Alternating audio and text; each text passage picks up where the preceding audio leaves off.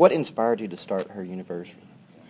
Well, selfishly, as a fangirl myself, I wanted more merchandise made for female fans, and I honestly thought it existed. I was cast on the Clone Wars, and I only had one Star Wars T-shirt made for a girl, and so I went searching for more, and realized that they didn't exist really. I mean, there were a couple, but they were either back ordered or sold out or didn't exist anymore. And so I started doing my research and found that I wasn't alone, that half of all, or close to half of all sci-fi fans are women, and Star Wars fans, same thing, close to half of all Star Wars fans are women. And then I found out 85% of all consumer purchases are made by women. So when the women are the one doing the buying, and you know, half of all sci-fi fans are women, it's like, why aren't you giving us something to buy? It doesn't make sense. So that's really how it started, and I obviously found out that I wasn't alone, that there were several more girls that wanted more merchandise too. In all George's marketing wisdom, he missed that mark. Huh? Well, it was a space comedy for boys in the beginning, you know. True. Do you have anything new, like new products coming up, or anything else that you're working on right now? Definitely. Well, we signed a deal, or we just launched our new sci-fi line over the summer with the Sci-Fi Channel. So we have Battlestar Galactica merchandise, Warehouse 13 merchandise, Sharktopus merchandise. We have his David and hers. We have one guy item, and that's a Sharktopus shirt for the men and women, so his and hers. But we also just got approval on another major license that the deal's not officially signed, even though it's been approved, so I don't want to announce it just yet. But it's another major one that has a huge female following, and I know the girls are going to be really excited. What was the most challenging thing or the biggest hurdle you found when you started the line? I think when I started the line, the most challenging part was actually starting my own company, because when I first had this idea, it was like, oh, yeah, let's just design some cute T-shirts. I mean, that's all you think about. I'm there with my sketchbook, and I'm like, we can do this T-shirt and this T-shirt. And I didn't quite realize that in order to achieve that, I had to become an official licensee. And that meant starting my own company. I have a partner called the Araka Group, and they're fantastic. And together, we created her universe, and it was this whole huge process that goes way beyond just designing a couple T-shirts. Once you found the business, then you can go do the fun part of designing the T-shirts. I will say it's all worth it, and it's challenged me in ways that I never in a million years thought I could do certain things, and it's been very challenging and very rewarding. And then also, I've been into fashion design since I was 10, so it's also been a dream come true because I get to do something that I've always dreamed about. So you never have to work another day in your life, right? Oh, well. But they say if you do what you love, you never work another day in your life. Oh, that's true, yeah. So, no, not that you were just done. But. Oh, yeah. No. We have a long way before. I thought you were meaning, just being hugely profitable. We have a long way before that happens because we have a lot more convincing to do in the retail space and all that. But you're exactly right. None of this feels like work. Right. It's all fun. And it all goes back to the Clone Wars, because none of this would be possible without me being the voice of Ahsoka. That role put me in the position to be able to do this. And there's not a day that's ever felt like work. I mean, that's been play from the beginning. It's challenging, but it's fun, and because of that, it's opened up other doors. Yeah. You mentioned some of your designs, and you have some awesome ones. I was telling David, I love the Cylon shirt with the spine. Oh, thank you. That could be a guy's shirt, too, by the way. Well, thank you. And I think there is, I don't know if it's an illegal one, but there is a red spine shirt for guys that I saw online, but I don't know. My husband and I watched Battlestar Galactica from the very beginning. We just got the full DVD set. We loved it, too. I mean, I'm almost glad we had the opportunity just to power through it, because I don't know what I would have done if I had to wait a week in between episodes. I mean, there were some episodes that are just literally like heart-pounding, and you're like, okay, I have to watch the next one right away. And that was one thing that stuck out to me, was that red spine. There was something, just a cool look about it. It was really sexy. And so I said, okay, how can we take that image and still kind of make a classy shirt and feminine?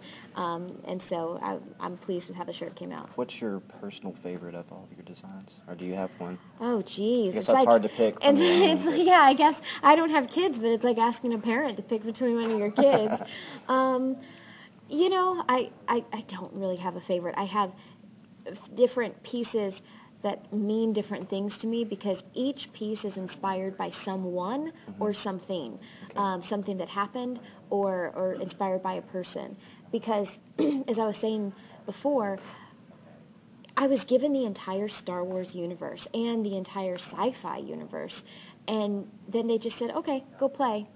But really not much guidance other than that, and they gave me a lot of freedom, but then where do you start? Right. And so I started with inspiration from people and stories and events, and one shirt that we did, our Plo Koon and Ahsoka shirt, was Dave Filoni did the art, and it was really inspired by my relationship with him. I mean, he's been a true mentor to me throughout this whole process, and kind of like he's like my Jedi Knight and I'm his Padawan. And also that's kind of the relationship that Plo Koon has with Ahsoka. And so I really didn't give Dave much direction. I just said, hey, can you show something on a T-shirt that exhibits the relationship that Plo Koon has with Ahsoka? And I thought he did a great job. And so that's a personal favorite of mine, but I kind of like them all. Well, that's a good answer. Like I said, you did create all of them, so. And I have to. I know you did some voice work on Lego Star Wars 3 also. Are you Yeah. Are you a gamer at all? Or? You know what? I have to be honest.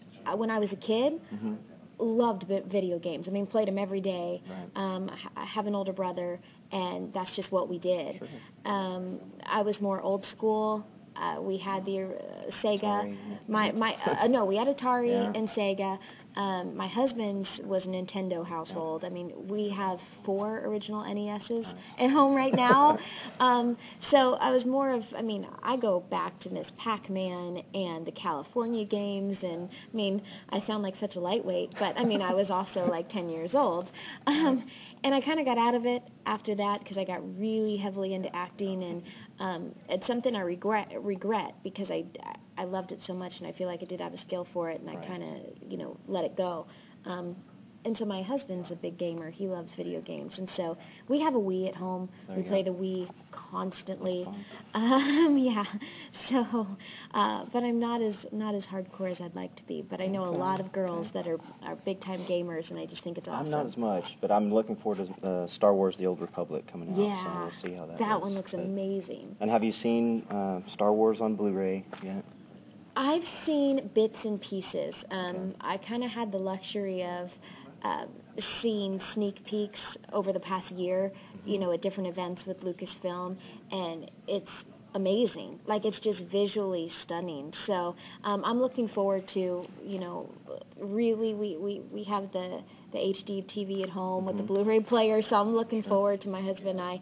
Over the holidays, I think we'll just kind of sit down and watch them all the way through. Even with the changes? And I had to ask how you felt about the changes, if you have a take on that. A politically correct take on that. Yeah, the politically correct take. After working for the company and seeing what goes on behind the scenes, there's so much that the fans don't know about and so much that goes into it that I think I look at it from the point of view, it's like everybody just truly means well, and they're trying to make it the best that they can be, or the best that it can be. And so I think it's tough to be upset at something when it comes from such a good place and everyone's just trying to make it better. Whether you believe that or not, I don't know, but sometimes that's not always seen by the fans, is just the good intentions behind it. Okay, and just a few more. There's a couple quick ones. Who is your favorite Star Wars celebrity that you've met so far? I definitely have an answer for that, and it's not what people would expect. It's actually R2-D2, because I filmed, my favorite character is R2-D2, and I filmed this behind-the-scenes special, and it was R2-D2 from the prequels, as well as, I think, Return of the Jedi. It wasn't obviously R2 in A New Hope, and I don't think Empire, but it was like the head, I think, from Return of the Jedi, and then and all the way through 1, 2, and 3 in the body. I could be mixing it up. But anyways, it was R2. Right. And so that's my favorite celebrity I've worked with. Not to be confused with Kenny Baker, but oh yes, R2. no, I agree. Sorry, I don't mean to be offensive there at no, all. No, not at all. all. It was the machine R2. If you met the head of Kenny Baker, that'd be kind of creepy. But. Yeah. And what is your favorite Star Wars collectible that you own? 'Cause I know you have some. Oh some yeah, favorite Star Wars collectible. You know, this answer seems to vary on the day because fair, that's fair. But I do have this piece that we actually had a press junket on my birthday one day at Big Rock in San Francisco, and I was surprised by the whole crew and cast. After the full day of interviews, they surprised me. They rolled out Clone Wars cupcakes, and they signed. The entire crew and cast signed an action figure, one of Ahsoka's action figures for me, and so I have it in a plastic box, and that's pretty cool because that's very personal that no one else has, and I'll never ever lose sight of that and give that away. I mean, that's a really cool piece that is very special. Awesome. And the last question, as a role model for like younger sci-fi girls, are there any advice or any words of wisdom that you would give them? I think the advice I would give them is really, look at Ahsoka, and one thing that I like that I feel is just who she is and what her personality is she studied hard in the Jedi Temple, and she really just wants to do the Jedi way and live her life the Jedi way at all costs and always do what's right. And that's what I would say to girls is just stop and think before you do something or make a choice, or when you're making a decision. Truly, it comes down to right from wrong. And I think Ahsoka inside of her, she always wants to do what's right at all costs.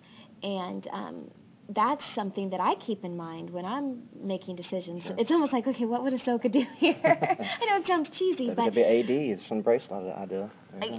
That's true. See, look at this. We're brainstorming. There you go.